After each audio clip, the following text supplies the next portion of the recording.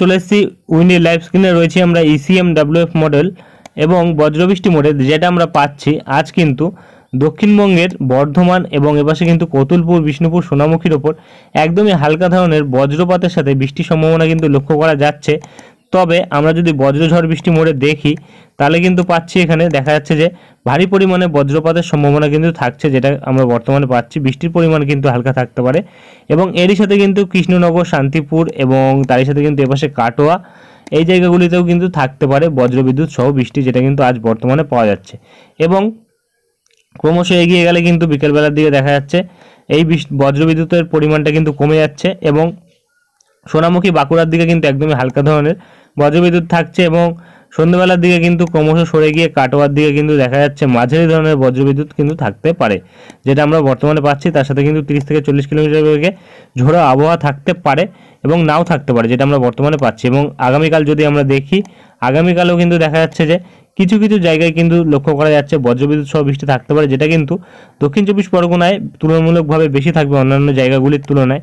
এবং এপাশে কিন্তু আমরা যদি দেখি কলকাতার উত্তর ভাগে এবং এপাশে যদি দেখি নদিয়া ও মুর্শিদাবাদের কিছু জায়গাতে, তাহলে কিন্তু দেখা যাচ্ছে এপাশে বহরমপুর, দমকল, করিমপুর, আজিমগঞ্জ, রামপুরহাট এবং বোলপুর এবং তার সাথে বেলডাঙ্গা এবং এপাশে যদি দেখি নাওড়া এবং দেবগ্রাম, কেতুগ্রাম, কাটোয়া এইসব জায়গাগুলিতে কিন্তু দেখা যাচ্ছে যে বজ্রবিদ্যুৎ সহ বৃষ্টি কিন্তু থাকতে পারে একদমই হালকা ধরনের আগামীকাল।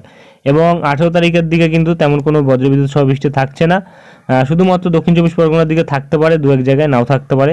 এবং 19 তারিখের দিকে কিন্তু আমরা দেখতে পাচ্ছি একদমই হালকা ধরনের বজ্রবিদ্যুৎ সহ বৃষ্টি থাকছে, যেটা কিন্তু দুপুরবেলার দিকে থাকছে এপাশে, যেটা লক্ষ্য করা যাচ্ছে। এবং ক্রমশ এগিয়ে গেলে কিন্তু আস্তে আস্তে বজ্রবিদ্যুৎ সহ বৃষ্টিটা কিন্তু সরে যাচ্ছে।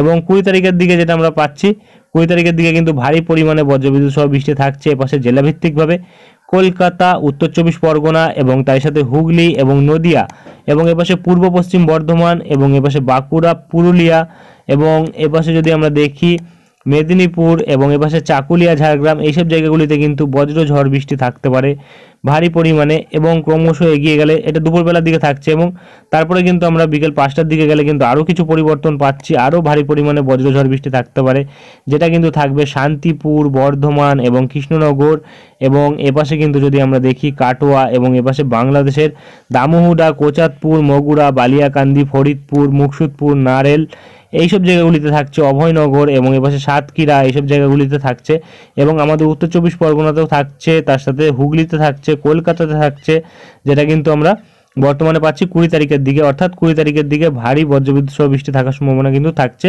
যেটা কিন্তু দুপুরবেলা থেকে বিকেলবেলার মধ্যে থাকার সম্ভাবনা থাকছে। এবং 21 তারিখ কিন্তু এবার দেখা যাচ্ছে যে বৃষ্টির পরিমাণটা কমেছে। 21 তারিখ বৃষ্টির পরিমাণ কমলেও কিন্তু যেটা আমরা বর্তমানে পাচ্ছি, যেটা পরপর যে বৃষ্টিটা থাকছে আমরা গতকাল দেখেছিলাম 24 তারিখ অবধি হচ্ছে, তবে এটাতে কিন্তু পরিবর্তন ঘটেছে। 24 তারিখ অবধি তেমন কোনো ভারী বৃষ্টির সম্ভাবনা কিন্তু এইবার লক্ষ্য করা যাচ্ছে না, তবে এখানে কিন্তু 23 তারিখ অবধি বৃষ্টি থাকার সম্ভাবনা থাকছে এবং এতেই কিন্তু আমরা যা পাচ্ছি তাতে কিন্তু বিভিন্ন জায়গায় বৃষ্টির পরিমাণ কিন্তু বেড়েছে। তো আমরা দেখতে পাচ্ছি প্রায় 22 তারিখ অবধি কিন্তু দেখা যাচ্ছে যে বৃষ্টি থাকছে এবং ক্রমশ কিন্তু দেখা যাচ্ছে মোটামুটি 22 তারিখ অবধি কিন্তু বিভিন্ন জায়গাতে এপাশে কিন্তু মুর্শিদাবাদের দিকে এবং মালদার দিকে কিন্তু ভারী বজ্রবিদ্যুৎ সহ বৃষ্টি এবং এপাশে কিন্তু আলিপুরদুয়ার, কুচবিহার এবং আমাদের দার্জিলিং, কালিম্পং, জলপাইগুড়ির ওপরেও কিন্তু থাকছে ভারী পরিমাণে বজ্রবিদ্যুৎ সহ বৃষ্টি। এবং এপাশে যদি আমরা দেখি তাহলে কিন্তু দেখা যাচ্ছে উত্তর চব্বিশ পরগনা, দক্ষিণ চব্বিশ পরগনার দিকেও কিন্তু থাকার সম্ভাবনা থাকছে বিভিন্ন সময়, যেটা কিন্তু পরিবর্তন ঘটবে আস্তে আস্তে। রাত্রিবেলার দিকে কিন্তু থাকছে এইসব জায়গাগুলিতে বৃষ্টির সম্ভাবনা। এবং এবার আমরা দেখে নেব বৃষ্টির পরিমাণ কতটা থাকতে পারে।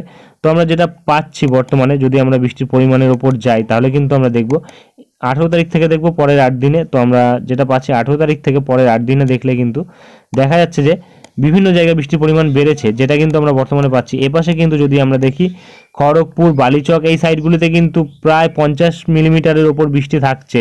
ঝাড়গ্রাম, চাকুলিয়া এইসব জায়গাগুলিতে কিন্তু 40 মিলিমিটার বৃষ্টি থাকছে এবং এপাশে চন্দ্রকোনার দিকে কিন্তু 30 মিলিমিটার বৃষ্টি থাকছে, আরামবাগের দিকে 30 মিলিমিটার থাকছে। এপাশে কিন্তু বৃষ্টির পরিমাণটা কমেছে, যেটা কিন্তু হুগলি, কলকাতা এবং উত্তর চব্বিশ পরগনার দিকে, যেটা কিন্তু 27 থেকে 25 মিলিমিটার অবধি থাকতে পারে। অর্থাৎ 5 মিলিমিটার মতো বৃষ্টি কমেছে, 3 থেকে 5 মিলিমিটার। এবং নদিয়ার দিকেও কিন্তু একই পরিস্থিতি থাকছে, প্রায় 3 থেকে 5 মিলিমিটার বৃষ্টি কমেছে, অর্থাৎ 25 মিলিমিটারের মধ্যে অবধি বৃষ্টি হতে পারে। এবং এপাশে কিন্তু যেটা আমরা পাচ্ছি বোলপুর এবং এপাশে দুর্গাপুর, আসানসোল এইসব জায়গাগুলিতে কিন্তু 20 মিলিমিটার অবধি বৃষ্টি হতে পারে। তেমন কোনো ভারী বৃষ্টির সম্ভাবনা কিন্তু লক্ষ্য করা যাচ্ছে না, তবে বজ্রঝড় কিন্তু থাকতে পারে ভারী পরিমাণে, যেটা কিন্তু 20 তারিখ থাকার সম্ভাবনা থাকছে। এবং এপাশে বাংলাদেশের দিকেও কিন্তু আমরা দেখতে পাচ্ছি বৃষ্টির পরিমাণ কমেছে।